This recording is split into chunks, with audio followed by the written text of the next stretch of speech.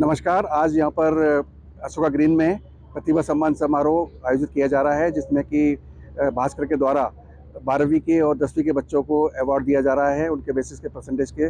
और ये सारा कार्यक्रम सर पद्मपत सिंघानिया यूनिवर्सिटी के तत्वाधान में किया गया है। यहाँ पर आज सभी बच्चों ने को एक मार्गदर्शन मिला, किस तरह से उनको फ्यूचर लाइफ में आगे बढ़ना है, किस तरह से उनको आगे की ट्रेन पकड़नी है।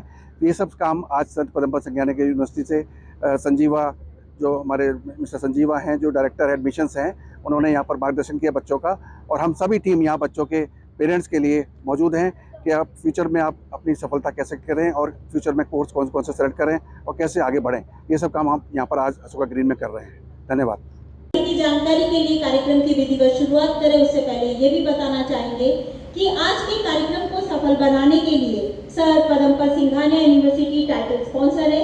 साथ ही एसोसिएट स्पॉन्सर में जो 5 या 7 स्टूडेंट एक बार सामने की तरफ आएंगे, 5 स्टूडेंट्स, और अपना नाम सर्टिफिकेट पर अभी थोड़ी देर बाद शुरू होगा। आपकी जानकारी के लिए सफलता की सीढ़ी चढ़ते हैं। दीप प्रज्वलन के लिए दीपक की रोशनी सुवासित हो जाता है। ऐसे राष्ट्रीय मिल जाने वाले दीपक को शत शत नमन करते हुए आज के कार्यक्रम का विधिवत आगाज हम करने जा रहे हैं। ये पल जो कि इंद्रधनुषी रोशनी में विद्यमान नजर आते हैं को हमारे बीच में आदरणीय श्रीमान बाबूलाल जी खराड़ी साहब पधारे हैं, जनजाति मंत्री। आपका जोरदार तालियों से स्वागत। प्रशांत जी कुकरेती साहब से गुजारिश कर रही हूँ पधारी।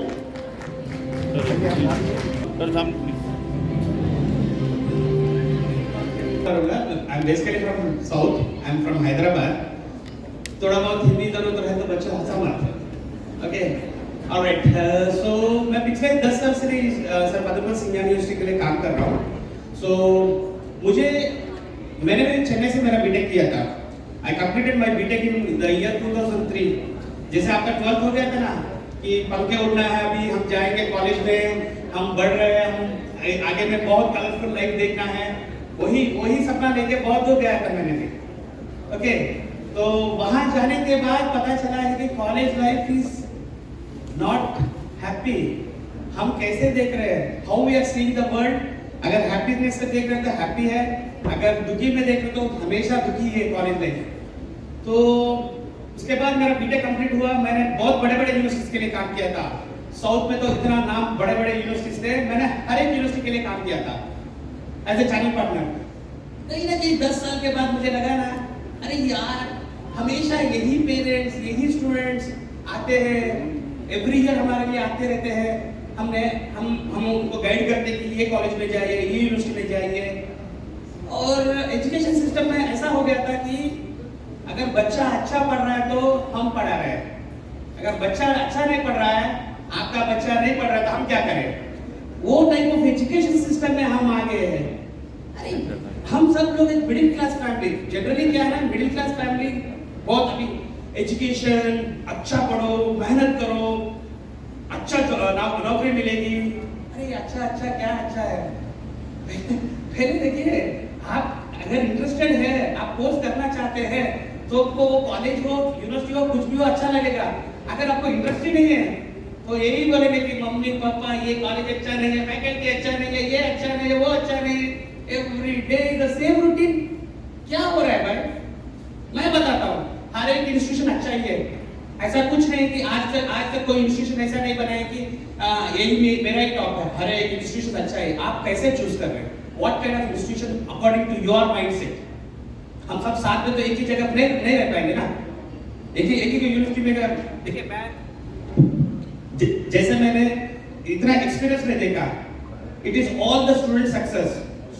जो पढ़ने वाला रहता है वो आगे निकलते जाते ही रहता है, और जो मीडियम स्टूडेंट्स रहते हैं मेरे जैसे हम पहुंचते हैं सेकेंड ईयर, थर्ड ईयर कि आप लोगों को यही लगता है ना 12th तक में हमने बहुत पढ़ लिया, अभी थोड़ा एंजॉय करेंगे, नेक्स्ट सेमेस्टर में पढ़ेंगे, नेक्स्ट सेमेस्टर में पढ़ेंगे, नेक्स्ट सेमेस्टर में। अरे यार, आपका तो 2 साल के बाद आपको ओरिजिनलिटी पता चल जाएगी यार, क्या बैकलॉग लगा है, मेरा स्टेटस क्या है, मेरा पोजीशन क्या है।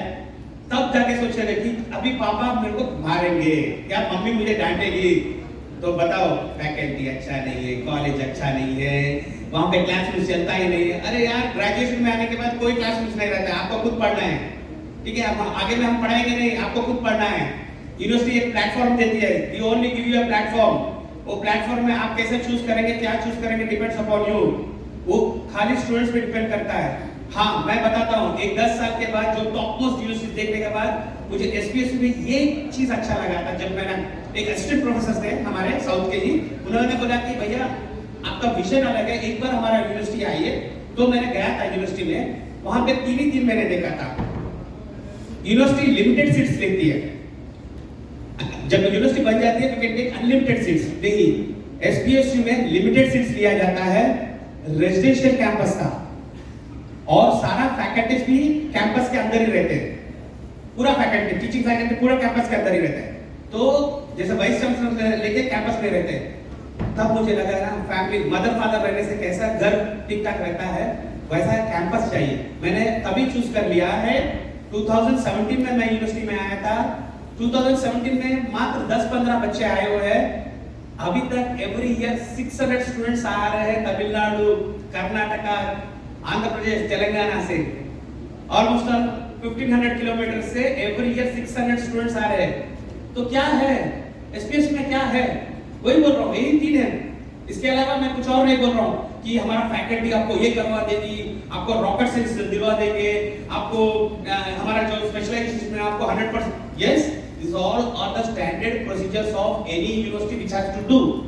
And SPSU sir Padam Singhania university जो है, इन्होंने 1962 में आईआईटी कानपुर एस्टैब्लिश किए थे। और जो सर पदम सिंघानिया जी है, वो आईआईटी कानपुर के 15 साल चेयरमैन रह चुके हैं। जो मैनेजमेंट आईआईटी करती है, आईआईटी मैनेजमेंट उन्हीं लोग हैं। 2007 में जेके सीमेंट्स कंपनी वालों का है ये। JK cements company under CSR programme, corporate social responsibility, वो स्पॉन्सर करती है अपनी कंपनी से 2% ऑफ प्रॉफिट्स को। इस साल कम से कम 60% स्कॉलरशिप मिल रही है, अप टू 22 करोड़ का स्कॉलरशिप मिल रहा है। मैंने यहाँ पे देखा है, बहुत सारे लोग बोलते हैं कि इसको शायद सिंघानिया बोलते हैं यहाँ पे बहुत ज्यादातर तो लोग, तो सिंघानिया के नाम से पॉपुलर। एक और सिंघानिया यूनिवर्सिटी है झुंझुनवाला में, वो उसको और इसको कुछ लेना देना नहीं है। ये सर पदम सिंघानिया यूनिवर्सिटी है, जेके ग्रुप्स का है। तो ये स्कॉलरशिप स्पीड फर्स्ट ईयर देने के बाद ऐसा नहीं रहता कि सेकंड ईयर सीजीपीए है आपके पास या नहीं है तो सेकंड ईयर में फिर से बढ़ा देंगे, नहीं। स्कॉलरशिप 4 साल दिया जाता है और हमारा फीस स्टार्ट होती है मात्र 80,000 रुपए से। जो भी मेरे स्टूडेंट्स 90% से ऊपर है, बीटेक का मैं बोल रहा हूँ, I am generally telling about the BTech fees, BBA का भी और कम है।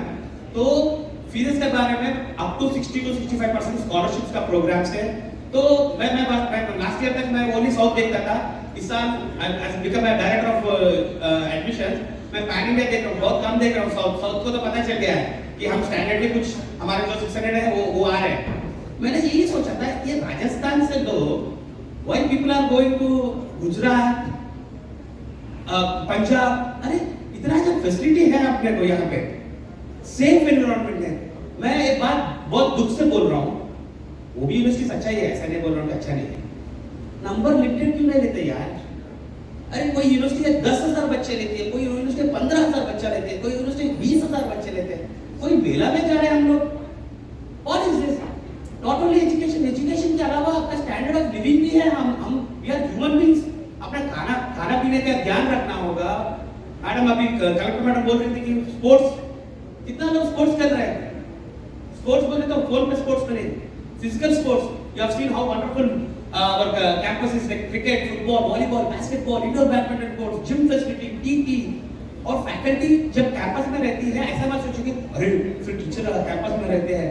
अरे जब टीचर्स गुरु लोग आराम से रहते हैं, बेटा आपको भी ना प्यार से वो लोग देखते हैं। अरे उनको भी कहीं दौड़ना भागना है तो वो भी रिक्वेस्ट आप पे हो सकती है। लेकिन हमारे फैकल्टी कैंपस के अंदर रह के वो सैटरडे अभी हम सब लोग टेक्नोलॉजी के बारे में बात कर रहे हैं। AI, artificial intelligence, machine learning, cloud technology, information security, data science. अरे आप जानते हैं सब क्या है? Part of technology, part of computer science programming. हमने इस बार पेन टेक्नोलॉजी इंट्रोड्यूस किया है। इंडिया में वेरी फ्यू यूनिवर्सिटीज ऑफर करती है। जो भी पेरेंट्स आते हैं हम बताने के लिए कोशिश करते हैं कि भाई why don't you offer pen technology? बोलते नहीं सर, अभी कंप्यूटर साइंस लेना है मेरे बेटे को, माइक्रोसॉफ्ट गूगल में जाना है, बाकी का कोर्सेज का क्या हुआ? Paint technologies JK has entered into paints, तो उसमें 100% जॉब गारंटी है। जो भी बच्चा सीजीपीए अब 8.8% अब लाता है तो 100% गारंटी हमारा जॉब प्लेसमेंट जेके में ही प्लेसमेंट का गारंटी दे रहे हैं। और एक बात हो गया, अभी ग्रेजुएशन में आते ही बोल देते हैं कि यूनिवर्सिटीज हमारा इतना पैकेज प्लेसमेंट हो गया, हमारा इतना करोड़ों रुपए का पैकेज हो गया। अरे दिखाओ यार, कहाँ है दिखाओ, मैं भी देखना चाह रहा हूँ कौन सा यूनिवर्सिटी हो। For that you know students, I tell you what you have to do. For every semester CGPA should not less than 8.5 below नहीं रहना चाहिए बीटेक में। बहुत मुश्किल की बात है बीटेक रहने के लिए। ग्रेजुएशन जो भी ग्रेजुएशन में है आपका सीजीपीए 8.5 अबव से अबव रहना चाहिए। और एक बात हो गई कि इंटर्नशिप प्रोग्राम, जैसे समर आते ही इंटर्नशिप का जो छुट्टी मिल रही है, घर जाते हैं, घर में टाइम पास करते हैं, तो you can not face this challenging world. आपको इंटर्नशिप करने के लिए बाहर जाना होगा, इंटर्नशिप करना होगा। उसके बाद इंटर्नशिप के बाद भी आपका मिनी प्रोजेक्ट एंड और एक बहुत वेरी इंपॉर्टेंट थिंग है, सबको टॉप मोस्ट एमएनसी कंपनीज में प्लेसमेंट चाहिए। हमारा कम्युनिकेशन स्किल्स का है, communication skills play a wide role in your lifestyle. You have to develop your communication skills. Life enhancement, आप कौन सा ब्रांड शर्ट पहन रहे हैं, कौन सा पैंट पहन रहे हो, उससे कुछ नहीं है। नाखून काटे हुए एकदम नीट क्लीन सेल्फ डिसिप्लिन है। अगर कॉलेज 9:30 में है, आप ऐसा मत कीजिए कि 9:40 9:50 10 मिनट 15 मिनट लेट आए, नहीं करना चाहिए। तो क्या हो जाएगा, 10-15 मिनट लेट आए तो गार्ड साहब को बोलना सर भेजिए सर, अंदर भेजिए सर। वही हमारे पेरेंट्स गार्ड साहब को रिक्वेस्ट करने के लिए फीस थोड़ी पे कर रहे हैं। अगर क्लास लेट हो गया, टीचर आपको डांटेंगे, अरे यार 10 मिनट क्यों लेट आए हो? मम्मी पापा फीस पे कर रहे हैं, टीचर और लोग से डांट, इसलिए क्या नहीं ना। So you have to maintain this self discipline, physical fitness, ये सब जो भी करेगा ना ऑटोमेटिक वो बच्चा अच्छा ही पढ़ेगा। ओके, एंड डोंट एम अरे मेरा ग्रेजुएशन के बाद ये होगा वो होगा। अरे यार ग्रेजुएशन में ना, जानते हैं बीटेक में कितना सेमेस्टर होता है? First semester, second semester, third semester, fourth semester, 4 5 6 7 8 semesters आपको पढ़ना है। 8 सेमेस्टर्स में एवरी सेमेस्टर सीजीपीए आपको 8 से लेके 8 से ऊपर आपको करना होगा। उसके बाद हो गया स्पेशलाइजेशंस, अभी बीबी में भी स्पेशलाइजेशंस, बीसीए में भी स्पेशलाइजेशंस, ये एडिशनल बर्डन है एक्चुअली, लेकिन टेक्नोलॉजी के अनुसार हमको अपग्रेड करना पड़ रहा है। There is no other chance for us, so immediately we have updated with all the things and we make sure that आप पे भी प्रेशर ना आए। हमारा यूनिवर्सिटी का एक स्पेशलिटी है कि 50% is theory and 50% is practical, which is called industrial ready curriculum, how the curriculum is being designed. So कुछ दबाव नहीं पड़ेगा, and you also don't take much pressure, कब क्या हो रहा है, whatever it is we are not knowing. Enjoy your day, enjoy like your college days, have a good memories. आपको ना हर एक आपका फ्रेंड से हाय हेलो करना होगा, नहीं जानते कभी भी कौन वो किस पोजीशन में आए हुए हैं, तो you should maintain that relationships, hi hello कभी ना। देखो ऑल ओवर इंडिया, मैं जाके कहीं पढ़ा था इंस्टीट्यूशन में, तो ऑल ओवर इंडिया से बच्चे थे। तो आज थैंक गॉड कि मैं कहीं जाना है, जम्मू कश्मीर जाना है या बिहार जाना है, झारखंड जाना है, कहीं जाना है, एक ना एक दोस्त मेरा है वहाँ पे। एक खाली अरे मैं आ रहा हूँ, झारखंड आ रहा हूँ, मैं बिहार आ रहा हूँ, पटना आ रहा हूँ, तो कहाँ नहीं, तो एक हेल्पफुल होता है, हर से सबसे अच्छा रहो। और वो बोलते ना मेहनत करो। अरे यार मेहनत वो मजदूरी करता है, मेहनत हम लोग नहीं मेहनत कर, हम दिल से पढ़ना होगा, आपको इंटरेस्ट है तो पढ़ना होगा। मैडम भी बोल रही थी कि बच्चों को भी कंसीडर कीजिए।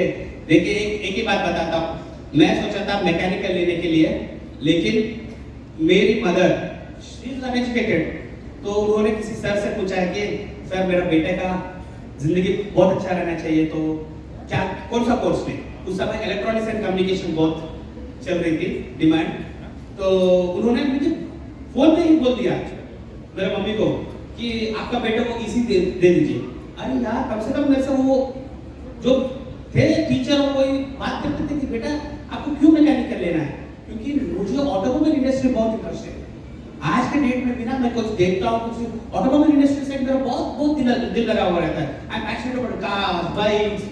मैं कभी वो जो ओलो का बस देखता हूँ ना, कहीं खड़ा रखती है, मैं सोचता हूँ कि इसको ड्राइव करूँ। मैं हैदराबाद से बाय रोड कार में आता हूँ, इतना पैशनेट हूँ मैं। लास्ट 2 महीने पहले मैंने थार रॉक्स ली थी वो गाड़ी, तो एक बार आया, उसको सोचा यहीं छोड़ के जाऊँ। एक महीने में मेरा बिल नहीं भरा था, फिर वापस गया, फिर 15 दिन बाद फिर वापस 1500 किलोमीटर, 1500 अप एंड 1500 डाउन, 3000 एक 1.5 महीने में मैंने 6000 किलोमीटर घूम लिया, क्योंकि that is my passion, I drive very well. बहुत लोग बोलते हैं कि मैं कहीं ना कहीं स्किल्स किसी ना किसी में होती है, किसी ना किसी कोई ना कोई स्किल्स होता है। आप एक बात सोचिए कि जो टॉप में पढ़ता है, मैं तो लास्ट बेंच था, आज मैं एक पोजीशन में, एक डायरेक्टर पोजीशन है, बड़ा सा यूनिवर्सिटी में वर्क कर रहा हूँ। ऐसा नहीं कि बैक बेंचर हो गए तो नहीं, मेरा अदर क्वालिटीज को भी रिकॉग्नाइज करना होगा। मैं वही बोल रहा हूँ, institutions should not only focus on their percentage, CGPA and all. If the student has got other curricular activities, don't encourage them, उनको भी एनकरेज करना होगा। वो एनकरेजमेंट के लिए आपको भी बोल्ड रहना चाहिए। आप शर्माते हैं, यार सिस्टम ऐसी है, सिस्टम गलत है, ये लोग नहीं सुनते। अरे एक बार बह रहे हैं, एक बार नहीं तो 2 बार नहीं तो 3, बताइए आपको जो बोलना चाह रहे हैं, दिल से ओपनली बात कीजिए, इंस्टीट्यूशन आपको देगा। There is something called student right, वो कोई भी यूनिट नहीं करता है। Students doesn't realise that what is my student right. Alright, so there are many things, already so many dignitaries are there. I think so जितना मेरे को मैं बोलना चाहिए बोल दिया बच्चों के लिए। तो और बाकी का भी एक बार यूनिवर्सिटी विजिट कीजिएगा। बटेवर, मुझे एक और ये लगा था कि उदयपुर रहने वाले के लिए बटेवर बहुत दूर है। मैं दिन में 4-5 बार जाके आता हूँ, क्योंकि हमने सिटी ऑफिस भी बोल दिया है। इसी चलते हुए कि दूर है, इंफॉर्मेशन के लिए भी लोग नहीं आ रहे। लेक सिटी मॉल में भी हमारा ऑफिस, यूनिवर्सिटी का ऑफिस खुली हुई है, आप इंफॉर्मेशन के लिए वहां भी आ सकते हैं। नहीं तो डायरेक्ट एक बार कैंपस आइएगा। कैंपस आप विजुअलाइज, आप कैंपस खुद देखिएगा, पेरेंट्स के साथ आइए, हमारे साथ लंच कीजिएगा। एक टाइम आप कैंपस में आप विजिट करके देखेंगे, then you will have a clarity. आप दोस्त लोग कोई भी आना चाह रहे हैं, welcome. We are there from morning 8 to evening 6. I am available in the campus. My whole team is there in the campus to help you with your courses, your lifestyle, whatever अपना campus visit tour सब करना है, हम करवा देंगे। Alright? So thank you so much parents, thank you so much for each and every student. I wish you all the best for coming up to your future. Thank you so much. बच्चों को देख करके 12th पास आप सभी ने भी किया है, उनके पेरेंट्स आई थिंक इस टाइम बैठे हुए हैं। सभी की आंखों में बहुत सारे सपने हैं, आगे क्या करना है। मैं भी आपकी जगह थी, तो 10th और 12th ये 2 काफ़ी महत्वपूर्ण पड़ाव माने जाते हैं एक छात्र के लिए। तो जब 12वीं एक इंसान, एक बच्चा क्रॉस करता है, तो उसके बाद कितने सारे करियर ऑप्शंस उसके सामने होते हैं। कई बार कंफ्यूजन भी होता है, मैं भी कंफ्यूज थी, तो क्या करना है, कैसे करना है, क्या पाथ रहेगा, किस दिशा में जाना है, क्या गाइडेंस मिलेगा या नहीं। तो बहुत सारे डाउट्स जो होते हैं वो मन में होते हैं। तो ऐसे में जैसे करियर गाइडेंस, करियर काउंसलिंग का रोल बहुत इम्पोर्टेंट हो जाता है। खुद का इंटरेस्ट, खुद के इंटरेस्ट से मिलता जुलता करियर, और साथ ही साथ उसमें आपके पेरेंट्स का आपका साथ देना, ये कुछ फैक्टर्स होते हैं जो कि बहुत ही आपके करियर की जो ग्राफ होता है उसके लिए काफ़ी ज़रूरी होता है। तो अभी 12वीं पास करने के बाद ज़रूरी, मतलब आप जिस कॉलेज में भी जाएंगे उसमें आपको ऑप्शंस मिलेंगे, साइंस, आर्ट्स, कॉमर्स, मेडिकल, उसके अलावा और भी बहुत सारे क्रिएटिव फील्ड्स हैं यहाँ तक कि अब स्पोर्ट्स में भी काफ़ी अपॉर्चुनिटीज़, काफ़ी मौके लोगों को मिलते हैं। हम सभी यहाँ पर आज मेवाड़ की धरती पर हैं, यहाँ से बहुत सारे एंटरप्रेन्योर्स भी निकले हैं, बहुत सारे बिजनेसमैन हैं जो कि सिर्फ इंडिया नहीं विदेशों में भी मिलते हैं। तो ज़रूरी नहीं है कि आप लोग केवल एक जॉब के डायरेक्शन में जाएं। कई लोग डिग्रीज के बाद एक बिजनेसमैन, एक बिजनेस वुमेन बनने की, तो मैंने फिर इंजीनियरिंग चूज़ किया, मैंने फिर सिविल इंजीनियरिंग किया। सिविल इंजीनियरिंग के बाद उसके बाद मैंने जब जॉब वगैरह किया, तब जाकर के मुझे थोड़ा लगा कि शायद सिविल सर्विसेज मेरे लिए ज़्यादा अच्छा है। तो इस तरह का भी रहता है रुझान। हो सकता है आज आपको पता ना हो सकता है आज कंफ्यूजन हो, कुछ टाइम बाद पता चले, बट यहाँ पे करियर गाइडेंस, करियर काउंसलिंग का रोल जो है वो बहुत इंपॉर्टेंट हो जाएगा। तो आज आपके लिए बहुत सारे ऑप्शंस हैं जहाँ पर आप अपने इंटरेस्ट के हिसाब से अपना पार्ट डिसाइड कर सकते हैं। तो उसकी मदद देना पेरेंट्स और बच्चे दोनों को ही इंश्योर करना चाहिए कि early start is good definitely, but अगर आप कंफ्यूज भी हो दैट इज ऑल्सो ओके। तो उसमें भी कोई हर्ज नहीं है, कंफ्यूजन बहुत नॉर्मल सी चीज़ है, होता है, सभी के साथ होता है, मेरे साथ भी हुआ है। तो और होलिस्टिक पर्सनालिटी डेवलपमेंट की बात पे मैं फोकस करना चाहूँगी। कई बार होता है हम लोग बस किताबी कीड़ा बन के रह जाते हैं, केवल किताबों में हमारा फोकस रहता है, बस बुक्स पढ़ाई कर रहे हैं, डेली का जो कॉलेज का स्कूल का शेड्यूल है वो फॉलो कर रहे हैं। उसके साथ साथ अपनी हॉबीज उसको फॉलो करते रहना बहुत ज़रूरी है। एक पर्सनालिटी का एक सिर्फ पढ़ाई हिस्सा नहीं होता है, उसके साथ साथ आपको एक पर्सनालिटी डेवलपमेंट में स्पोर्ट्स हो गया, आर्ट्स हो गया या और कुछ हो गया जिसमें आपका इंटरेस्ट है, उसको हमेशा आप डेली थोड़ा सा टाइम दीजिए, ताकि जब भी आप आगे जाकर के कई बार ऐसा होता है कि आप काम तो कर रहे हैं बट उसके साथ साथ आपको एक और चीज़ आपकी लाइफ में होना चाहिए जिसको आप लुक फॉरवर्ड करें। तो इसीलिए मैं सबको कहूँगी कि एक बैलेंस्ड लाइफ के लिए अपनी हॉबीज, एक्सरसाइज, स्पोर्ट्स इन सबको भी ध्यान में रखते हुए अपना करियर के साथ साथ इसको भी पुश करते रहे। लड़कियों से स्पेशली मैं कहना चाहूँगी, कई बार होता है हमारे यहाँ से मतलब हम स्पोर्ट्स पे उतना ध्यान नहीं देते या फिर एक ही पढ़ाई में ज़्यादा घुस जाते हैं गर्ल्स के। तो आप लोग के लिए मैं स्पेशली कहूँगी कि आप लोग प्लीज़ पढ़ाई के साथ साथ और भी कुछ उसके साथ साथ करते रहें। योगा, अभी योगा डे आने वाला है, तो उस हिसाब से मैं आपको कहूँगी कि एक मल्टी फैसेटेड पर्सनैलिटी डेवलप कीजिए। और आप सभी को बहुत बहुत कॉन्ग्रेचुलेशंस कि आप सबको यहाँ पे दैनिक भास्कर के थ्रू फेलिसिटेट किया जा रहा है। बहुत बहुत बधाई। आदरणीय श्रीमान मनोहर आरिफ व्यास सर मंच पर सादर आमंत्रित हैं। आज के इस कार्यक्रम का आगाज हम कर रहे हैं। अपनी मेहनत पर भरोसा रखो, किस्मत खुद ही बदल जाएगी और इन बच्चों की अब बदलने वाली है, क्योंकि इन्होंने वो कर दिखाया है जो कि वो करना चाहते थे। सपने सच होंगे, पर इसके लिए पहले आपको सपने देखने भी होंगे। आपने सपने देखे और वो सच हुए, और आज दैनिक भास्कर और सर पदमपत सिंघानिया यूनिवर्सिटी और आपके सामने बारी है हमारी। आप सभी को मैं स्टेज पर सादर आमंत्रित कर रही हूँ।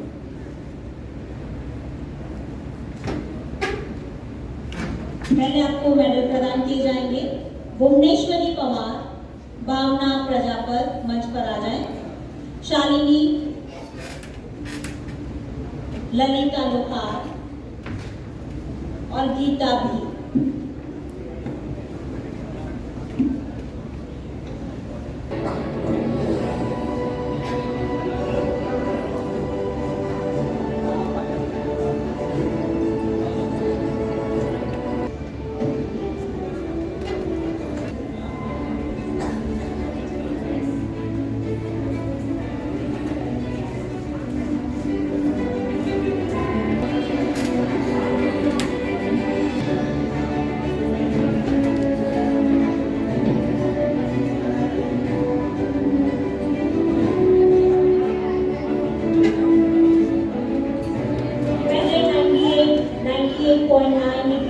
बुखार हुआ करता था, आजकल ये परसेंटेज होते हैं। समय बदल गया है। पहले वास्तव में सेंटीग्रेड में बुखार नापा जाता था और आजकल ये परसेंटेज देखे जाते हैं। पुराने समय में ये सब नहीं था, लेकिन आज कंपटीशन के दौर में ये सब आपके सामने है। वक्त बदल रहा है, इस वक्त के साथ आपको अपने आप को बदलने की कोशिश है। कहते शिक्षा सबसे शक्तिशाली हथियार है जिसे दुनिया को बदला जा सकता है। ये स्टूडेंट जो कि 12th के हमारे बीच में है, अब करने की तैयारी में है, आगे क्या मुकाम हासिल करना है, इसके लिए हमारे यहाँ पर आज करियर ऑप्शन को चुनने की एक व्यवस्था भी की गई है। अपना कार्यक्रम आपकी सफलता का कार्यक्रम है और अपने लिए ताली बजाना तो सभी चाहते हैं। ना किसी के हाथ में अभी प्लेट है, ना किसी के हाथ में ग्लास है। हाथ आप देख रहे हैं।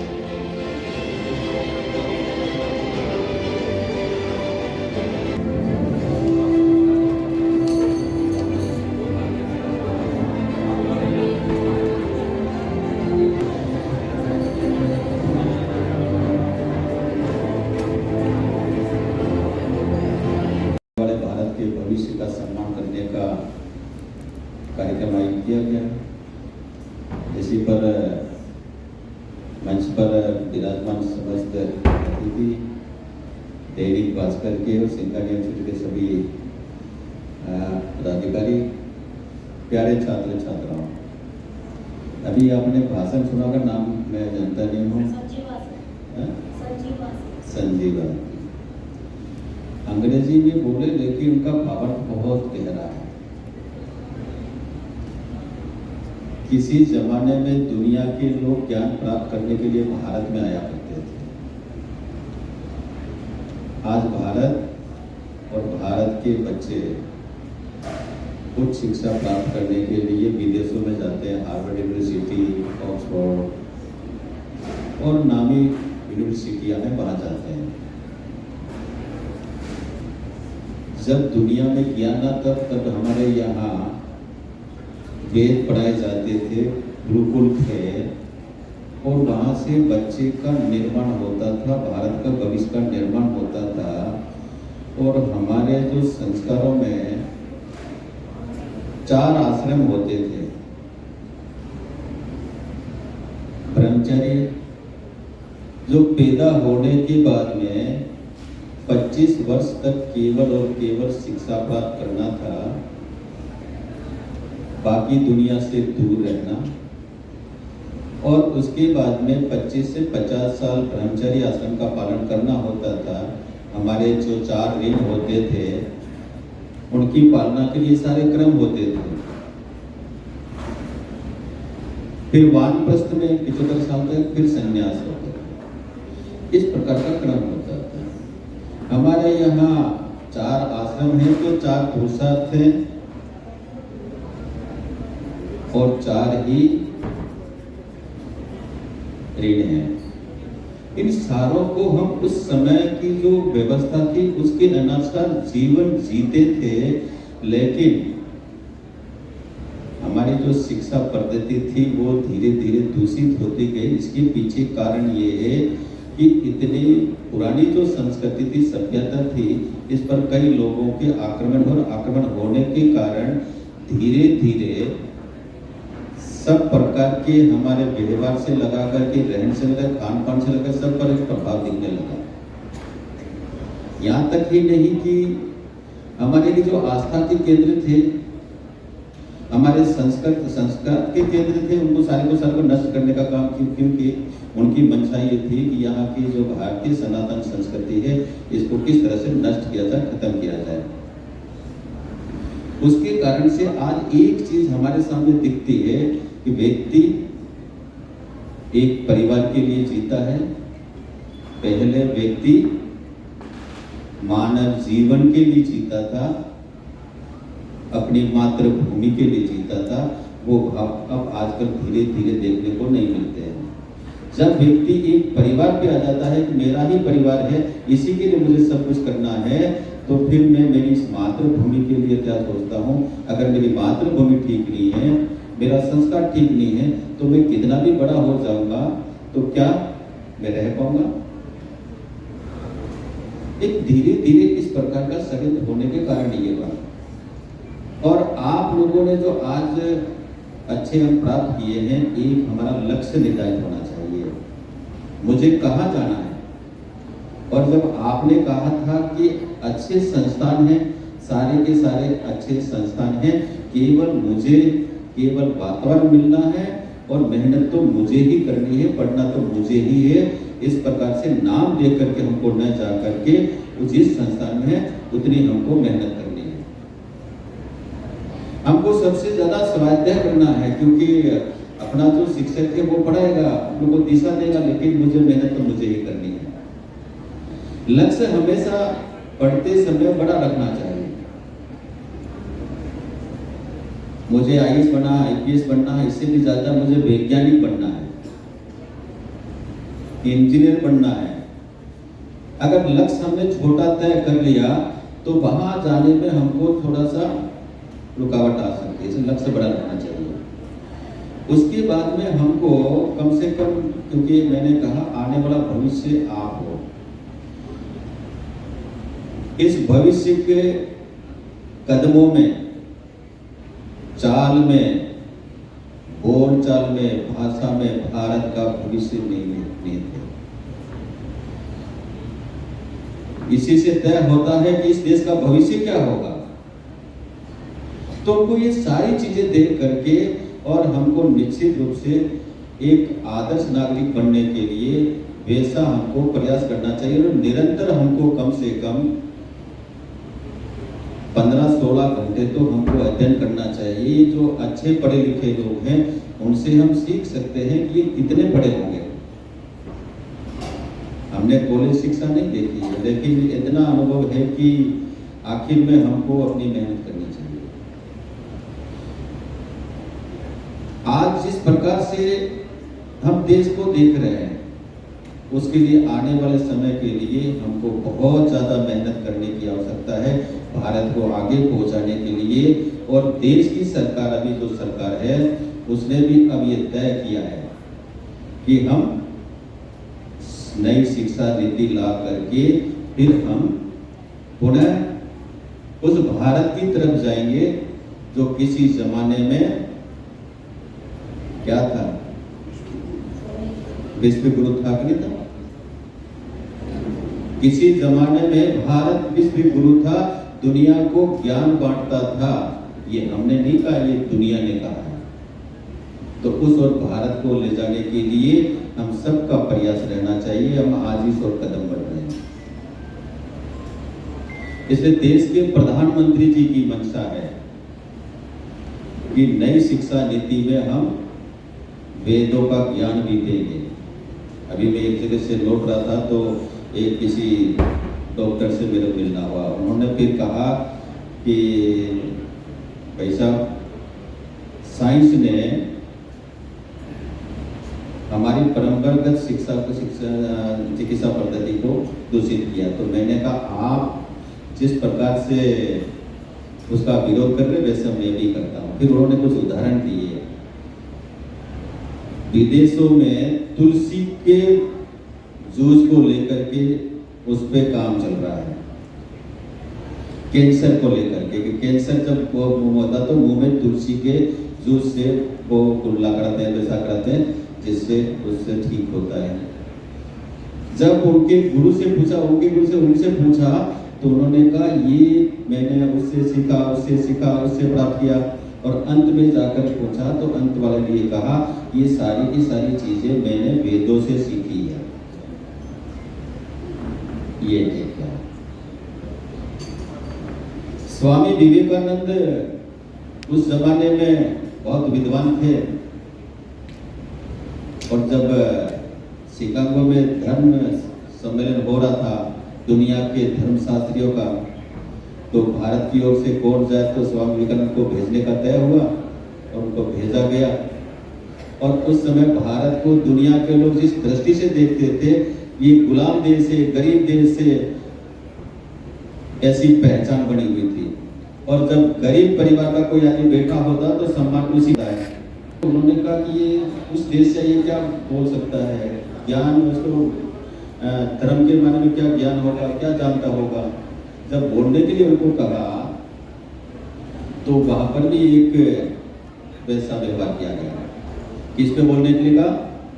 जीरो पे बोलना। किस पे? जीरो पे बोलना है। और जब जीरो पे बोलना था तो स्वामी विवेकानंद खड़े हुए तो उन्होंने वहां पर कहा तो भाइयों बहनों, अमेरिका वासी उस पर संबोधन किया था, तालियों की गड़गड़ाहट हुई।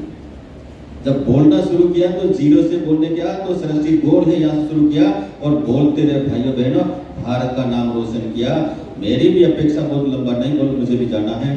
आपके उज्जवल भविष्य की कामना करता हूँ, लेकिन आप आने वाला भविष्य हो, आपके हाथों में भारत का भविष्य आने वाला है। आप राजनीति में भी आए, अच्छे योग्य अधिकारी बने। और जहाँ तक जॉब का सवाल, एक वक्ता थे जो भाषण देते थे, उन्होंने एक उदाहरण दिया। एक आप जैसे बच्चों के सामने वो भाषण देते थे, बच्चों से उनसे पूछा कि बेटा आप क्या चाहते हो, आप जैसे ही होगा। तो उन्होंने कहा साहब हम पढ़ लिख करके जॉब करेंगे, नौकरी करेंगे। फिर उन्होंने कहा बेटा सब जॉब करोगे तो देश का मालिक कौन बनेगा?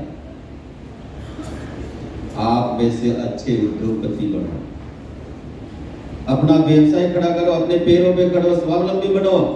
आप मालिक बन करके हजारों लोगों को रोजगार देने वाले आप बन सकते हो भाइयों बहनों। ये भी हमको करना चाहिए। एक हमारा लक्ष्य यही नहीं होना चाहिए कि हमको केवल नौकरी ही करनी है।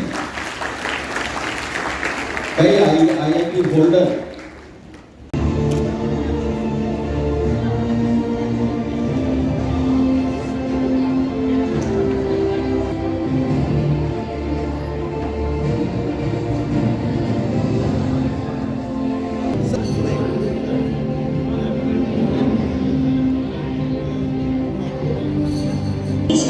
के स्टूडेंट जिन्हें सम्मान नहीं मिला है, अगर कोई है तो आगे की तरफ आ जाए।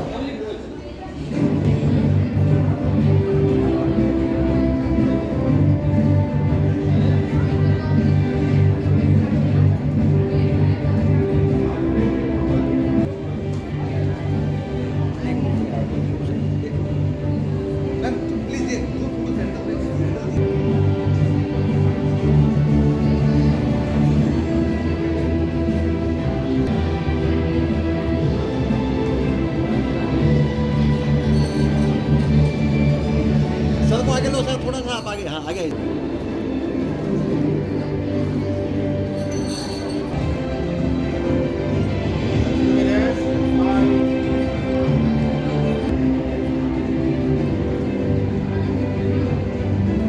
बारहवीं कक्षा का कोई भी छात्र अथवा छात्रा यदि सम्मानित होने से यदि वंचित रहे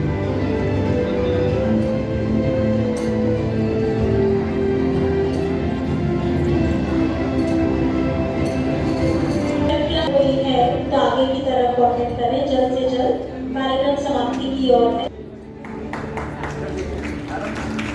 आदरणीय मैम षष्ठी डबाल मैम को मोमेंटो प्रदान किया जा रहा है। जो अगले क्रम में श्रीमान संजीवा सर को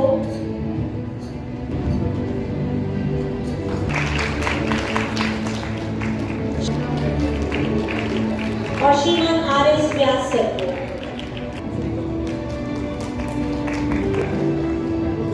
देखिए कोटा साहब भी मंच पर हैं, आपको भी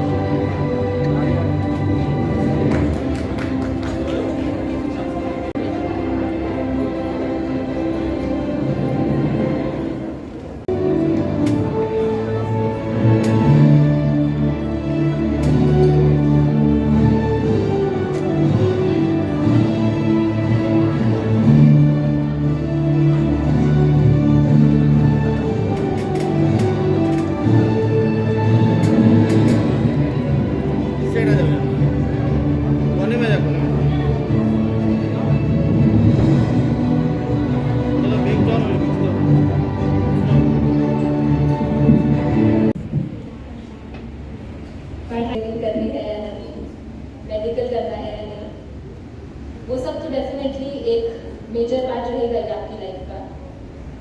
पढ़ाई से परे थोड़ी सी बातें मैं करना चाहूँगी, मेरे खुद की एक्सपीरियंस है और कुछ बातें जो मैं चाहती हूँ यहाँ मौजूद बच्चे और उससे भी ज़्यादा ज़रूरी है कि पेरेंट्स थोड़ा सा ध्यान दें।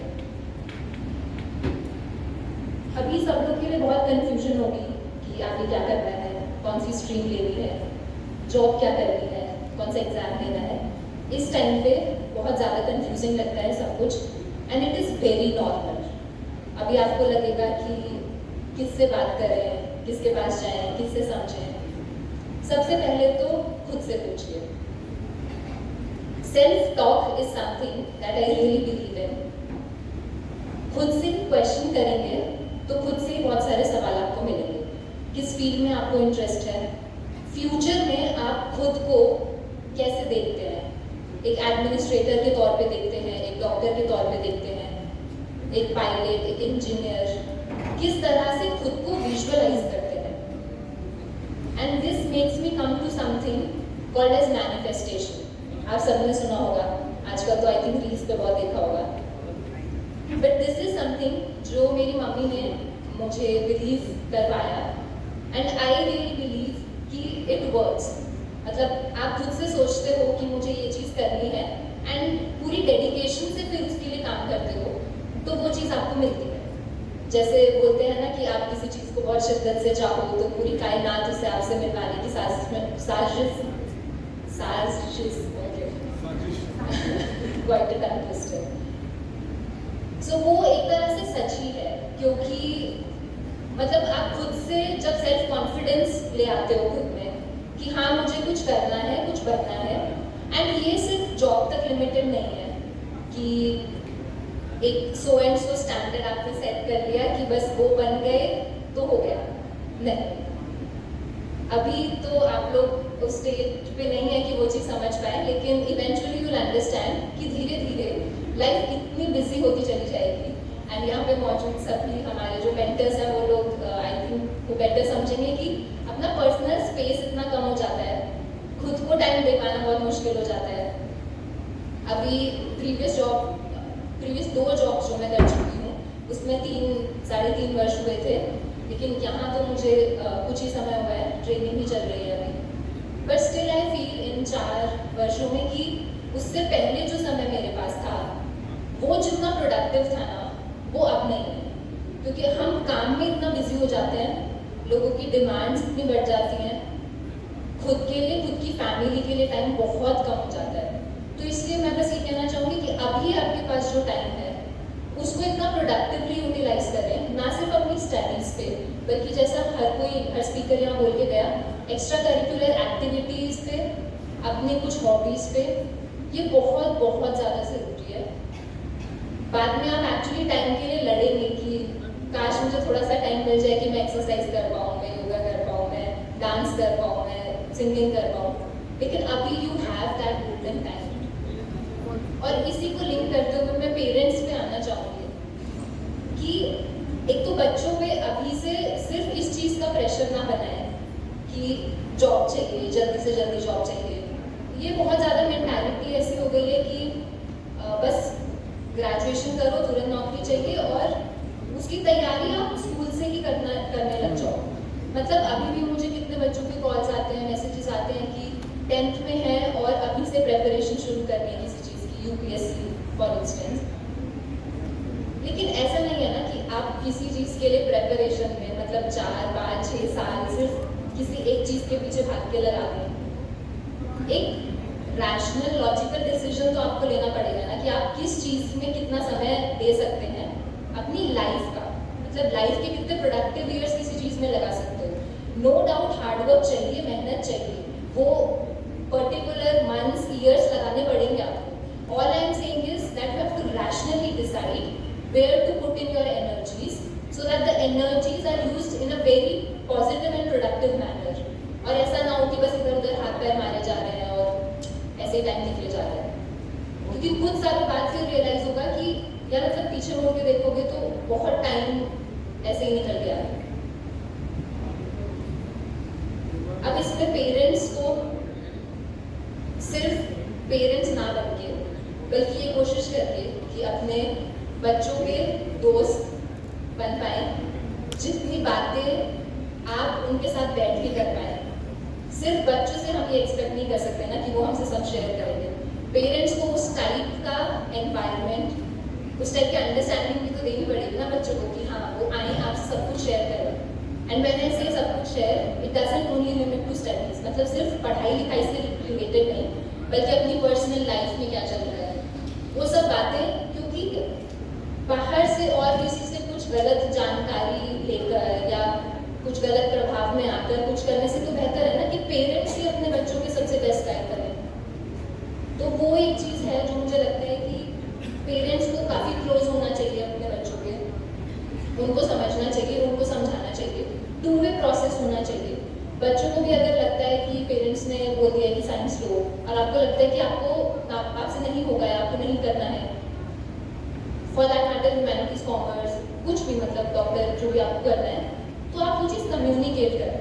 मतलब ऐसा नहीं है कि बस अंदर अंदर रख के और फिर आप बाद में फ्यूचर में अपने पेरेंट्स को ब्लेम नहीं कर सकते कि आपने बोला था तो ये हुआ या ऐसे हुआ। सो दोनों तरफ से एफर्ट होना चाहिए, एक दूसरे को समझें, एक दूसरे को समझाएं, बात करें और फिर एक कंक्लूसिव पॉइंट पे पहुंचें कि आगे लाइफ में क्या करना है, कैसे करना है, किस फील्ड के थ्रू करना है।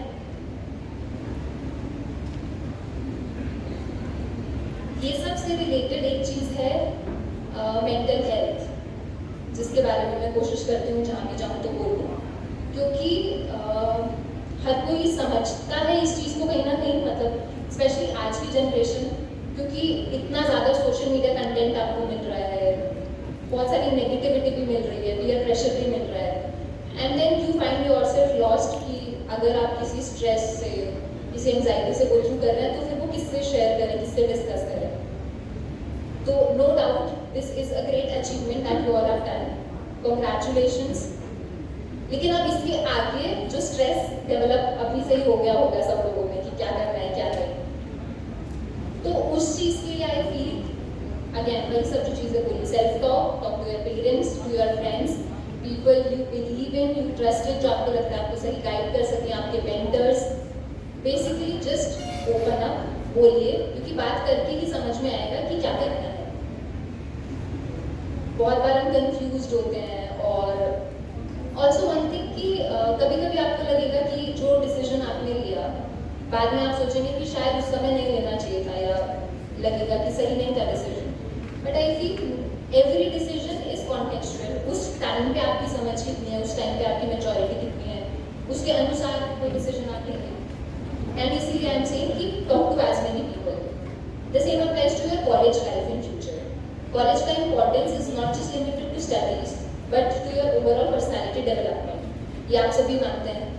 उससे ज़्यादा ज़रूरी है कॉलेज के टाइम आप जितने लोगों से मिलते हैं, जितने लोगों से बात होती है, आपको एक वर्ल्ड व्यू, एक पर्सपेक्टिव मिलता है कि बाकी लोग क्या सोच रहे हैं, बाकी लोग क्या कर रहे हैं। अभी तो आपको इक्के दुक्के बस ऑप्शंस पता होंगे, मतलब इंजीनियर, डॉक्टर, बहुत ज़्यादा चीज़ें पता नहीं होंगी, but when you go out to your colleges, जब आप और बच्चों से मिलेंगे, देश के अलग अलग कोने के लोगों से मिलेंगे, तब आपको और चीज़ें समझ में आएंगी कि देश दुनिया में और भी क्या कर सकते हैं, और भी क्या बन सकते हैं। जैसे एंटरप्रेन्योरशिप के बारे में बात हो रही थी, दैट इज़ वेरी इंपॉर्टेंट। आजकल जितना फोकस हम स्टार्टअप्स पे कर रहे हैं, बट फिर उस टाइप का माइंडसेट भी डेवलप करना पड़ेगा ना आपको कि yes you want to get into something which involves a sort of risk also, लेकिन येस अगर वो पैशन है आप में, आप करना चाहते हैं, then you go ahead with it.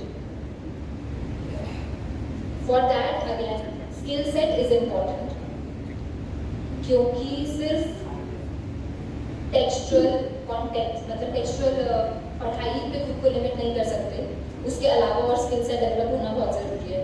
जैसे अभी sir was mentioning about driving skill for instance he has, या उसके अलावा और भी कोई, जैसे एक कोई आर्ट फॉर्म की स्किल होना तो बहुत ज़रूरी है, ये तो मैं मानती हूँ। मतलब चाहे वो डांस हो, चाहे वो म्यूज़िक हो, चाहे वो पेंटिंग हो, मे बी शायरी सुनाना हो, या कुछ भी, मतलब अपार्ट फ्रॉम योर स्टडीज ऐसी कोई एक कला खुद में ज़रूर डेवलप करिए, क्योंकि जैसे जैसे टाइम और बीतता जाएगा वो डेवलप कर पाना और मुश्किल हो जाएगा, क्योंकि टाइम नहीं मिलेगा, थोड़ा इंटरेस्ट भी कम हो जाएगा। अभी since you have that time, so I feel वो सबको डेवलप करना चाहिए। और एंड में बस एक चीज़ जो मैं बोलना चाहूँगी कि कंपटीशन का वर्ल्ड तो है ही, लेकिन उसको बहुत ज़्यादा भी ऐसा रैट रेस मत बनाइए कि सिर्फ मार्क्स के पीछे भागे जा रहे हैं, और मतलब वो एक नेगेटिविटी क्रिएट नहीं होनी चाहिए उसकी वजह से। Definitely dedication, hard work, discipline, ये सब हॉलमार्क्स रहेंगे, लेकिन सबसे ज़्यादा ज़रूरी रहेगा आपका खुश रहना। Happiness is a virtue that again I very much believe in, क्योंकि इतने स्ट्रेस बहुत सारी चीज़ों के, सो वो अपनी खुशी खुद ढूंढनी पड़ेगी आपको, अपने लोगों के साथ अपने पेरेंट्स के साथ, अपने दोस्तों के साथ और खुद के साथ सबसे ज़्यादा इम्पोर्टेंट। सो मैं बस यही कहूँगी कि one step at a time चलिए। अभी डेफिनेटली फ्यूचर ओरिएंटेड सोच रख के तो डिसीजंस लेने होंगे, लेकिन हाँ मतलब एक एक दिन सही बताइए, सही डिसीजंस लीजिए।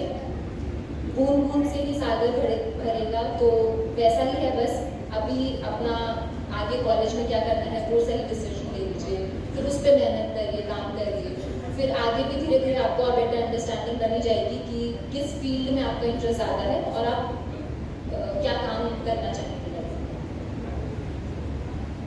सो यस, बस यही कुछ मेजर चीज़ें थी जिनके बारे में मैं बात करना चाह रही थी। ट्राई, जैसे हम बोलते हैं कि aim for the moon you may at least hit a star, right. मतलब ऊंची सोच रखिए, ड्रीम बिग। परफेक्शन पे नहीं पहुंच पाएंगे तो डेफिनेटली एक्सेलेंस जरूर मिल जाएगी।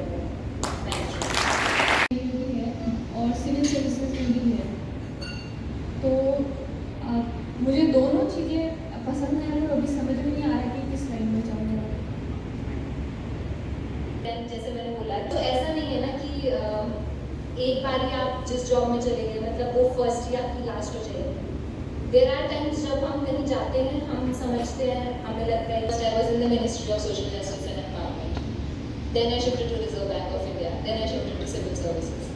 तो कुछ लोगों का ऐसा रहता है कि नहीं मतलब सिविल सर्विस करना है तो सिर्फ उस पर फोकस करिए, नो अदर ऑप्शंस। बट मेरी मेंटालिटी क्या है कि डिफरेंट ऑप्शंस आपके पास होने चाहिए, because all examinations I feel are very uncertain.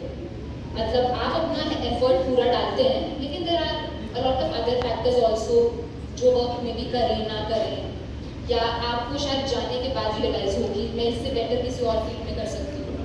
तो अभी तो आप ये ऑप्शंस दोनों चीज़ें अपने माइंड में ओपन रखिए। मतलब आई वुड से कि रेस्ट्रिक्ट मत करो कि बस इनमें से एक अभी की अभी चूज करना है। ऐसा नहीं है ना कि अभी ही उस पर फुल स्टॉप लगा देनी जरूरी है। सब through the years you will understand कि दोनों में से किस तरफ जाना है, या फिर मे बी आप एक फील्ड में जाके फिर उसको बेहतर समझो, आपको लगे कि आपको कहीं सेटल्ड इन लग रहा है तो यू कैन बी देयर, और if you feel that you want to move to another sector you can shift. So I feel कि मतलब अभी से ऐसे स्ट्रेस मत लो कि क्या करना है और एकदम अभी ऐसे डिसाइड करना है। अभी just choose a graduation subject for you. आप कहाँ ग्रेजुएशन करना चाहते, मतलब ऐसे अगर क्लैरिटी है कि नहीं इंजीनियरिंग नहीं करनी है तो ठीक है, इसके अलावा मेरे पास क्या ऑप्शन है, मेडिकल, डॉक्टर नहीं करना है तो फिर मेरे पास क्या ऑप्शन है। मतलब वो एक चीज़ अभी सॉर्ट कर लो कि ग्रेजुएशन किस फील्ड में करनी है, टीचिंग लाइन में जाना है तो फिर किन सब्जेक्ट्स के साथ आपको जाना है, आप वो देख लीजिए। And then I think subsequently you yourself understand कि कहाँ पे जाना है। अभी वो क्लैरिटी नहीं आएगी बट वो आ जाएगी, ट्रस्ट योरसेल्फ आ जाएगी।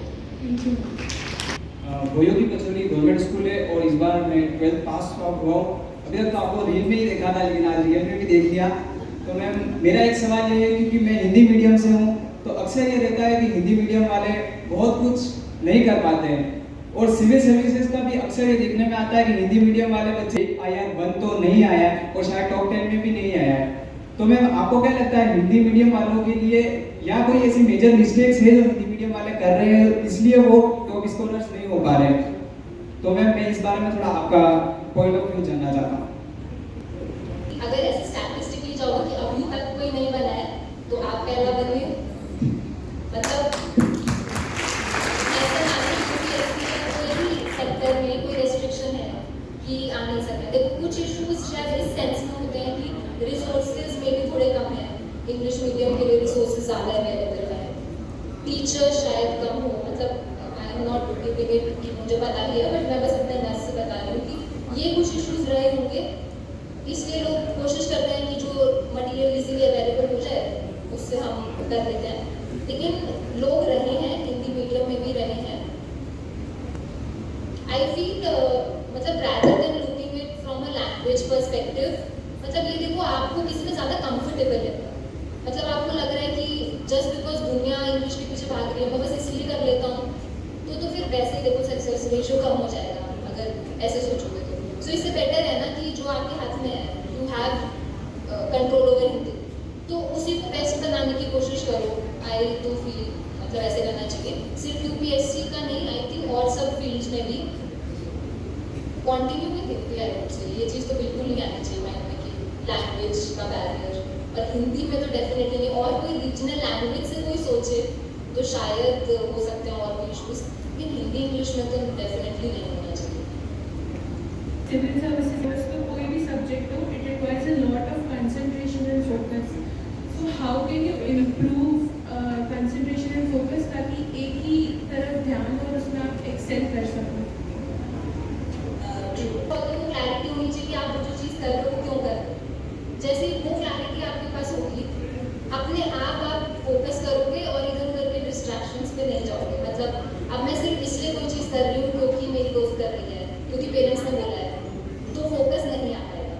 मतलब वो खुद के अंदर से पहले तो कन्विक्शन लानी पड़ेगी कि okay I want to do this, वो क्लैरिटी रहेगी तो फोकस करेगा। दूसरा ऐसा नहीं है कि मतलब डिस्ट्रैक्शंस होंगे ही नहीं या फोकस इधर उधर जाएगा ही नहीं। वही फिर से इतना ज़्यादा रील्स का जो ज़माना हो गया है, हर टाइम ऐसे इंस्टाग्राम पे फोन आ जाएगा, वो भी होता है। बट अगेन उसके लिए भी खुद को थोड़ा पुश करना पड़ेगा। अनइंस्टॉल ही कर दो चीज़ को, मतलब कोई चीज़ आउट ऑफ साइट रहेगी तो आउट ऑफ माइंड रहेगी, तो जब पढ़ रहे हो तो फ़ोन पास में रखो ही मत, बाहर रखो। या फिर अगर पास भी है, इफ़ यू हैव टू मतलब कुछ गूगल करना है पढ़ाई से रिलेटेड, तो उसको लैपटॉप में कर लो। मतलब जितनी चीज़ें तो पहले हो सके खुद से दूर ही कर लो, ताकि वैसे और उसके अलावा खुद से तो मतलब वो मन में तो कन्विक्शन लाना पड़ेगा ना कि ऑल्सो सी अगेन जैसे हम बोलते हैं ब्रेक्स ले लेके पढ़ो, उसका भी लॉजिक यही है ना कि कॉन्टिन्यूसली फोकस स्पैन की भी एक लिमिटेशन है ह्यूमन माइंड की। ऐसा नहीं है कि घंटों घंटों बस पढ़ते रहोगे। सो कुछ टाइम पढ़ा, फिर कुछ ब्रेक ले लिया, उस ब्रेक में जो भी आपको पसंद हो, डांस करना पसंद हो, पेंटिंग करना पसंद हो, चलो इंस्टाग्राम स्क्रॉल करना ही पसंद हो तो वो कर लिया। So having that balance between your studies and breaks.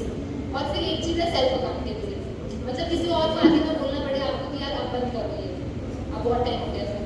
वो भी फिर से खुद के अंदर से आना चाहिए कि okay I have to stop now, I have to be answerable to myself कि मैंने कितना टाइम स्टूडेंट्स को वेस्ट कर दिया है। या फिर ट्रेड ऑफ है ना टाइम का, तो देखो सबके पास 24 आवर्स है, कितना टाइम आप पढ़ाई पे लगाते हो, कितना टाइम डांस म्यूजिक पे लगाते हो, कितना time talking to your family and friends पे लगाते हो, कितना टाइम कभी कोई मूवी देखने पे लगाते हो।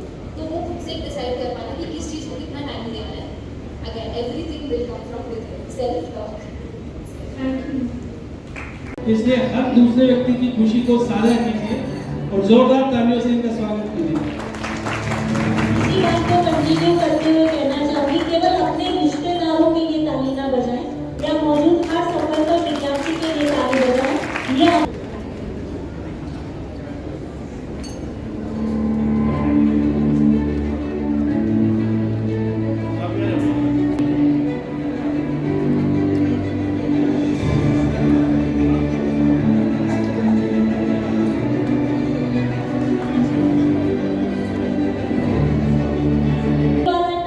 आपको यहाँ पे सम्मानित किया जा रहा है वो हर पल नहीं आने वाला है। आप जोर से बोलिएगा, हिप हिप।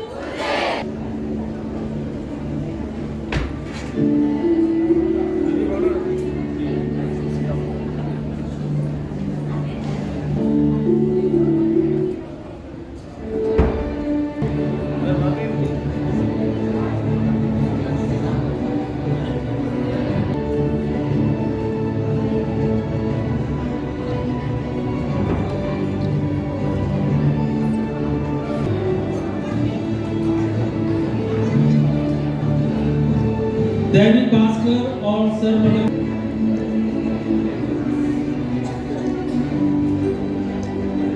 विषयों पर अपना योगदान देता रहा है।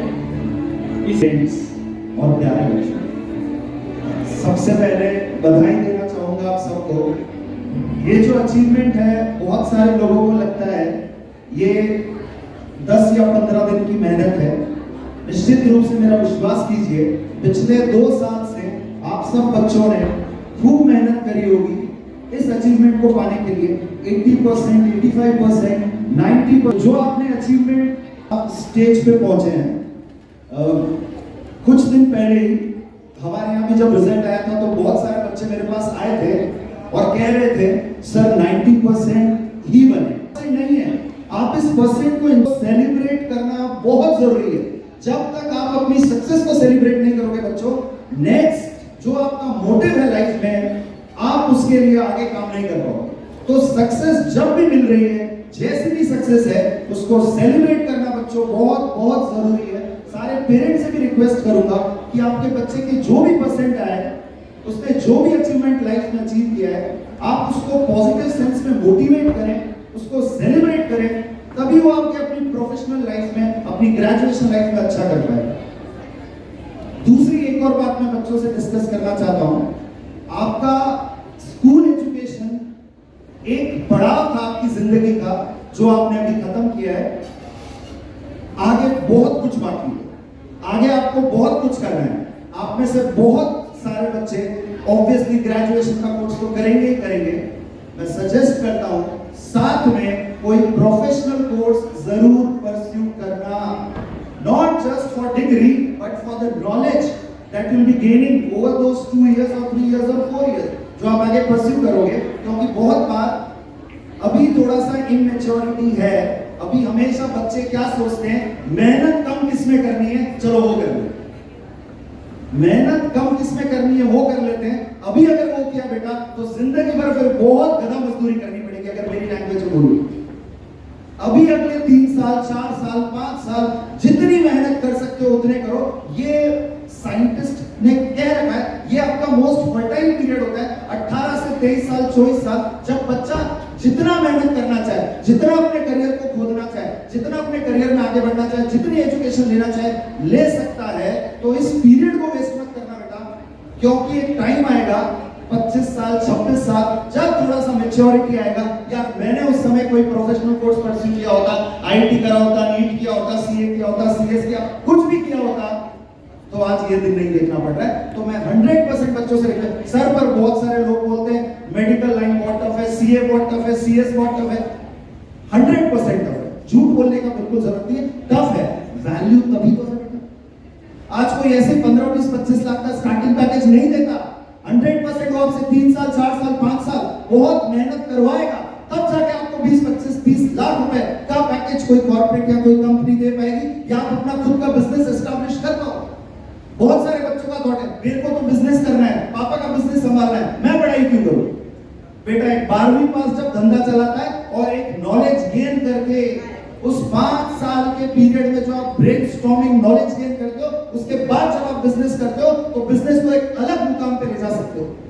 तो पढ़ाई जिंदगी में सबसे इंपॉर्टेंट है। आज आपको ये बात इसलिए बोल रहा हूं, बहुत सारे पेरेंट्स, बहुत सारे स्टूडेंट्स का ये थॉट प्रोसेस है, हमारी पढ़ाई पूरी हो गई, 12वीं तक हमको पढ़ना था, हमने पढ़ लिया, अब आगे हम कोई बिजनेस करेंगे। तो उन्हीं के लिए बात है, आपकी पढ़ाई अभी कंप्लीट नहीं हुई है, अगले 3 साल 4 साल 5 साल आप कुछ भी करो, पढ़ाई करना मत छोड़ना बेटा, नॉलेज गेन करना मत छोड़ना। आपको आगे जॉब करना है, बिजनेस करना है, कुछ भी करना है, ये नॉलेज आपको लाइफ लॉन्ग काम आएगी। और खुशकिस्मत है हम सब एक ऐसी city, Udaipur city of lakes, जो आजकल न केवल medical hub, CA hub, CS hub, education की दृष्टि से एक समय था जब उदयपुर के बच्चे बाहर पढ़ने जाया करते थे। अब मनोज भैया, you will be proud to know, अब पूरे आउटस्कर्ट्स के बच्चे, न केवल आउटस्कर्ट्स के बच्चे, नीमच, रतलाम, मंदसौर, बॉम्बे, कलकत्ता के बच्चे भी अब उदयपुर में पढ़ने आ रहे हैं, क्योंकि अब पढ़ने का माहौल मिल रहा है। और उसी का रिजल्ट है जो उदयपुर न केवल सीए, सीएस, मेडिकल, नीट, हर एग्जाम में हमारे बच्चे न केवल राजस्थान के मानचित्र पर बल्कि पूरे देश के मानचित्र पर अपनी छाप छोड़ रहे हैं। तो बच्चों, आज आप सबसे हाथ जोड़ के रिक्वेस्ट है, पढ़ाई करना मत छोड़ना, नॉलेज गेन करना मत छोड़ना। 12 सिर्फ एक पड़ाव था, आगे जिंदगी में बहुत कुछ करना बाकी है। और आप लोगों को जब भी हम लोगों की हेल्प चाहिए, we are 24/7 available for you.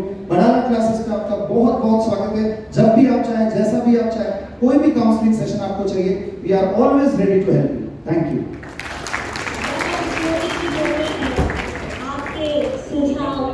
12वीं के बाद आपके पास कई रास्ते हैं, आप डॉक्टर भी बन सकते हैं, इंजीनियर भी बन सकते हैं, पायलट भी बन सकते हैं। मेरी नॉलेज खाली इंजीनियरिंग तक सीमित है, तो मैं आपको ये बताऊंगा कि अगर आप इंजीनियरिंग करना चाहें तो क्यों करें,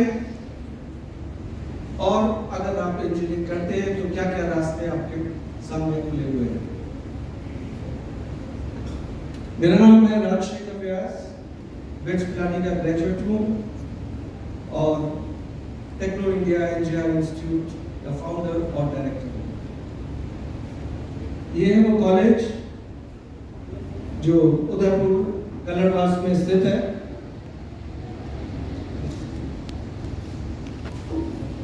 इंजीनियरिंग क्यों करें?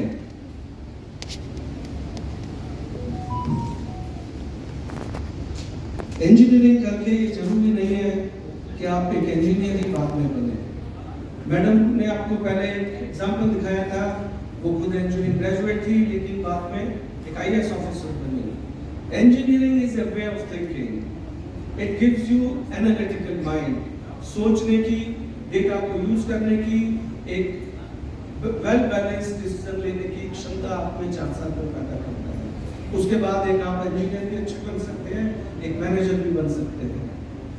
देश को आगे बढ़ाने के लिए आज जैसा मोदी जी ने कहा है, इंजीनियर्स की बहुत जरूरत है, चाहे डिफेंस सेक्टर में हो, चाहे कंस्ट्रक्शन में हो और चाहे और किसी फील्ड में हो।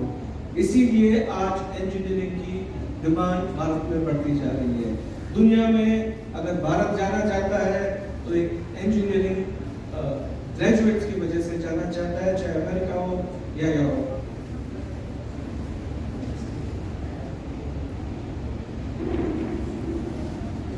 ये जो स्लाइड है ये आपको सब कुछ सच बताती है। 64% of IAS, IPS and allied services में इंजीनियरिंग बैकग्राउंड के स्टूडेंट्स आते हैं। मुझे नहीं पता, मैडम शायद इंजीनियरिंग बैकग्राउंड से नहीं है, पहले वाली madam engineering civil engineering background से थी, but this is the data last week only release, UPSC data. 64% जो सेलेक्ट होते हैं वो लोग इंजीनियरिंग बैकग्राउंड से होते हैं। ये सारे गुण हैं जो आपको इंजीनियरिंग देती है और जिसकी वजह से आपको एक इंजीनियरिंग स्ट्रीम लेनी चाहिए। कौन सी इंजीनियरिंग करें? नेक्स्ट सवाल ये आता है कि इंजीनियरिंग बायोमेडिकल में भी हो रही है, माइनिंग में भी है, पेट्रोलियम भी है।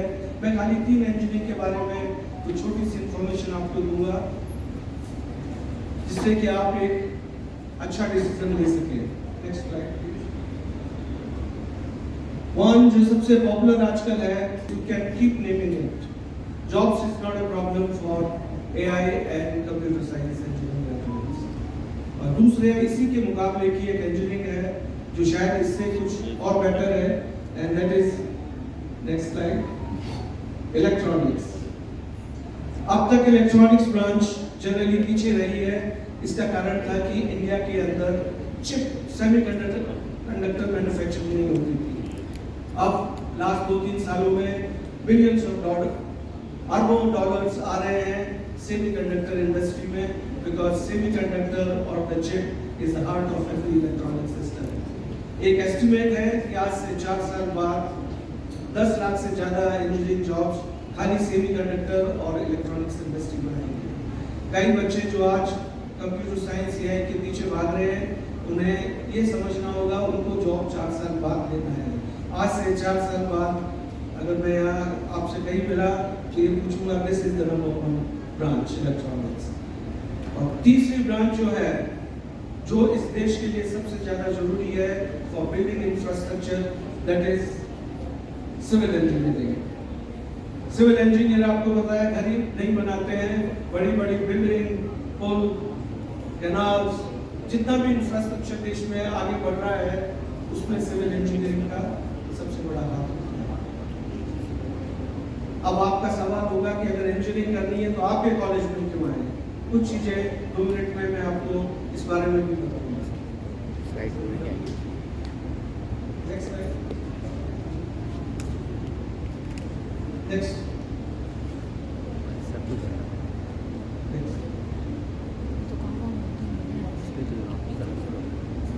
12th qualified faculty। Techno NGR college में 50% से ज्यादा फैकल्टी बिट्स पिलानी से, जहाँ से मैं खुद पढ़ा हुआ हूँ। प्लेसमेंट रिकॉर्ड में आपको बताऊंगा, दुनिया में ऐसी कोई बड़ी कंपनी नहीं है इंडिया में या बाहर जिसमें टेक्नो NGR के ग्रेजुएट्स काम नहीं कर रहे हैं। Highly discipline environment. जैसा बड़ाला साहब और मनोज जी ने बताया, ये 4 साल आपके 40 साल बनाएंगे या अगले 40 साल आपके बिगाड़ेंगे। ये 4 साल वो हैं जिसमें बच्चा या तो सही रास्ते पे चल के बहुत आगे निकल जाता है या इन्हीं 4 सालों में गलत रास्ते पे चल के अपनी जिंदगी बर्बाद कर लेता है। टेक्नो एनजीआर पूरा नर्म जानता है, is more strict than a school. It's a highly disciplined environment where attendance is compulsory, attending labs is compulsory, attending all exams is compulsory, doing all the trainings is compulsory. एक faculty हर बच्चे को वहाँ पे track करती है कि वो सही रास्ते पे चल रहे हैं या नहीं। लेटेस्ट टेक्नोलॉजी लैब्स, चाहे एआई में हो, क्लाउड कंप्यूटिंग में हो, वर्चुअल रियलिटी में हो, सारी नई लैब्स जो कई कॉलेजेस में आपको नहीं मिलेंगी, वो आपको सारी टेक्नो एनजीआर। बाकी कॉलेजेस में और यूनिवर्सिटीज में प्लेसमेंट होता है 4th ईयर के बाद। टेक्नो एनजीआर वाइड ऐसा कॉलेज है जिसमें प्लेसमेंट होता है इमीडिएटली 3rd ईयर के बाद। 7th और 8th सेमेस्टर कोई भी स्टूडेंट कॉलेज नहीं आता है, they go on what we call as internship with paid stipends। 4th year से टेक्नो का बच्चा ऑलमोस्ट 90% बच्चे कमाना शुरू कर देते हैं। और कॉलेज का ये एम है कि हर बच्चा जो 4 साल में कॉलेज को फीस दे रहा है, वो 4th ईयर में अपने काम करके रिकवर के अपने पेरेंट्स को वापस देके फाइनल जॉब पे जाए। So this is what is called paid internship. 20,000 से 25,000 की इंटर्नशिप मिलती है टेक्नो के बच्चों को, इंक्लूडिंग उदयपुर की बड़ी बड़ी कंपनियां जैसे सिक्योर है, IBM है, सारे यहाँ से इंटर्न्स लेते हैं। Next slide please.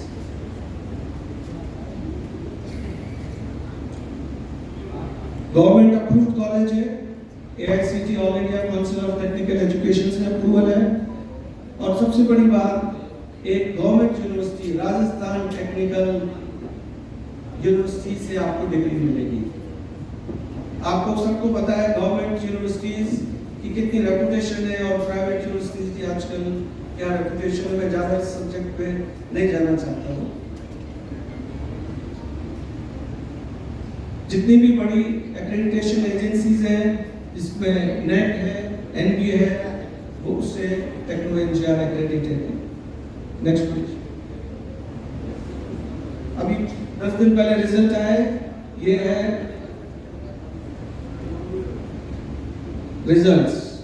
Most of the students getting between 9 to 10, 80 students getting between 8 to 9, and this is for first semester exam. Next, similar results you will see which has just been announced, 3rd semester results. Most of them would be 8+ CGPA. This is very rare in Rajasthan Technical University. Next, and similarly 5th semester 83 students are 8 to 8.9 and 43 are 9+. So best results, one of the best results in Rajasthan Technical University would be from Techno NGR.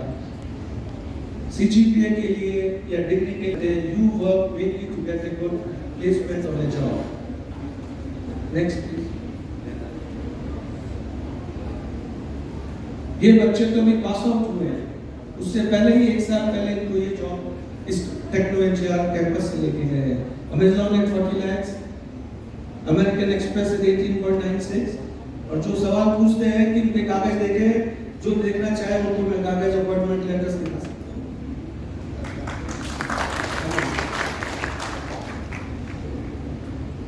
Alumni is what makes any college. इस college को techno NGR को सबसे बड़ा support जो रहा है इसके चलने में, इसको आगे बढ़ाने में, that is from bits Pilani alumni। Bits Pilani के जो छात्र हैं पूरे बड़ी बड़ी कंपनियों में बड़े बड़े पदों पे वो कॉलेज आते हैं, बच्चों से इंटरेक्ट करते हैं, उनको सिखाते हैं और हेल्प करते हैं कि ये कॉलेज एक बिट्स की तरह बन सके। Alumni is working in Google, Qualcomm, Oracle, Amazon, Facebook, Intel, you name a company, anywhere in the world, you will find techno students. So much so, chunki we have an NCC, we have a lot of students joining army or armed forces. Last year, महिला captain Shiva Chauhan who became the first lady officer to go to Siachen on the battlefield representing Indian Army. Captain Shiva Chauhan was a student of Techno NJR College. Startups. This is a new thing. We are proud to tell you that this young girl was selected, those who know what is Forbes, she was selected as Forbes 30 under 30 this year in 2025 for her project. She was invited to Davos to make a presentation at the meeting there, World Economic Summit, and now this year she has been selected Forbes 30 under 30. Udaipur की लड़की है और अपने startup से इतना आगे बढ़ रही है. Next. The same thing. Vice chancellor bits Pilani आए थे 10 दिन 15 दिन पहले. We have signed an MOU. 60 students एक महीने के लिए बिट्स पिलानी में पढ़ेंगे और अगले साल से 200 बच्चे 2 महीने के लिए बिट्स पिलानी के प्रोफेसर्स, उनकी लैब्स, उनकी लाइब्रेरी, उनके स्टूडेंट्स से इंटरेक्ट करके पढ़ेंगे. तो ये टेक्नो एनजीआर के आपको फायदे हैं कि आपको बिट्स पिलानी का भी सपोर्ट साथ साथ हर जगह मिलता है. Next. I think that's all I have to say. Why you should do engineering and where you should do engineering. सबसे पहले आप सब लोगों को बहुत बहुत बधाई. और बहुत सारे यहाँ पर गर्ल्स ने बहुत अच्छा अचीवमेंट किया, जो आई फील वेरी प्राउड. मेरे यहाँ भी गर्ल्स स्टूडेंट ही अभी टॉप 10 में जगह बनाई है और उदयपुर के संभाग में टॉप 10 पूरी की पूरी एसेट्स हैं. जब मैं अभी बहुत देर से देख रहा था और मैं पूरी बचपन की चीजें याद कर रहा था, तो एक बड़ा क्वेश्चन मार्क वही मेरे सामने आया जो मेरे टाइम पे आया. We all are middle class persons, lower middle class. एक मध्यम वर्गीय बच्चों के लिए सबसे बड़ा जो प्रॉब्लम होता है वो ये है कि जिंदगी में आगे बढ़ना कैसे है. आज middle class, lower middle class के सामने सबसे बड़ा क्वेश्चन मार्क ये कि हम आगे करेंगे क्या, कैसे करेंगे. इसके पीछे मैं आपको अपना एक छोटा सा मेरी लाइफ का एग्जांपल देता हूँ. जब हम छोटे बच्चे थे, मैं भी 10th क्लास में था, मैं बहुत कम पढ़ता था. आप मान के चलो नहीं पढ़ता था और मेरे बहुत कम परसेंटेज बने. तो मेरे पापा ने मुझे डांटा नहीं. उन्होंने बोला कि कोई बात नहीं, ये मेरी तरफ से घड़ी गिफ्ट ले लो. मुझे बहुत शर्म आई. मतलब उन्होंने ऐसा क्यों किया, जबकि होना उल्टा चाहिए था कि मुझे मारना चाहिए था, खूब सारा थप्पड़ पड़ने चाहिए थे. लेकिन उन्होंने मुझे क्या किया, एक बहुत अच्छी टाइटन की वॉच गिफ्ट करी और शायद मेरी लाइफ चेंजिंग वहीं से हुई. मैं उस वक्त समझता नहीं था, लेकिन जब हम समाज में कहीं शादी में जाते हैं तो वहां पर जब लोग कहते हैं अरे ये तो उसके इतने कम परसेंट, तो रोने लग गया. एट दैट टाइम मैंने डिसाइड किया कि अब जिंदगी को पलटना पड़ेगा, क्योंकि यही सब लोग मेरी इज्जत करेंगे आने वाले टाइम पे. फिर मैंने पढ़ना शुरू किया, 11th 12th इंजीनियरिंग किया. बाद में जिंदगी में मेहनत करने से बेटर है आज मेहनत करो. और ये सारी की सारी जो यूथ के पास पावर होती है ना, ये किसी के पास पावर नहीं होती है. मैं आपको एक और एग्जांपल बताता हूँ. हम पापा से कहते थे, पापा हमारे पास कार क्यों नहीं है उस जमाने में, इनके मर्सिडीज है, इनके लिए. पापा ने कहा देख बेटा, अपन मिडिल क्लास लोग हैं. ये वर्ड्स होते हैं पेरेंट्स के. मैंने कहा पापा नहीं, हमें मिडिल क्लास नहीं रहना. मैं आपको इसलिए बोल रहा हूँ, आप में से कोई बच्चा कल एक बहुत बड़ा नाम करेगा. इसलिए अंदर आपके एक घर बन रहा था कोटा में, तो पापा ने गेट रखा छोटा. मेरा छोटा भाई, हम गए, हमने थोड़ा दूर एक गाड़ी खड़ी थी, फीता लेके गए, उसको मेजर करके आ गए और घर पे आके पापा से बोला, पापा ये गेट इतना बड़ा कर दो. पापा ने कहा क्यों, कि आज से 5-7 साल बाद जब हम पढ़ लिखे होंगे मर्सिडीज आएगी. उस वक्त लिटरली सब हंसते थे. मेरी इतनी हंसी उड़ाई गई रिश्तेदारों में, सब में. बट हमने जिद करके पापा से वो गेट चौड़ा करवाया और उसके बाद मेरा सिलेक्शन भी हुआ. ऑल इंडिया 1599 इंजीनियरिंग किया. आज एक नहीं 4-4 मर्सिडीज है और मैंने लागत खड़ी करके मांगा. ये जुनून आपको अपने सर चढ़ के बोलना चाहिए.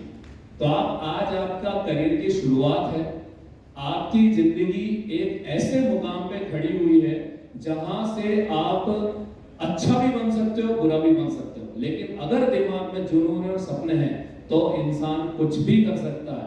सिर्फ एक सन की वाला दिमाग चाहिए मतलब चाहिए। Thank you so much.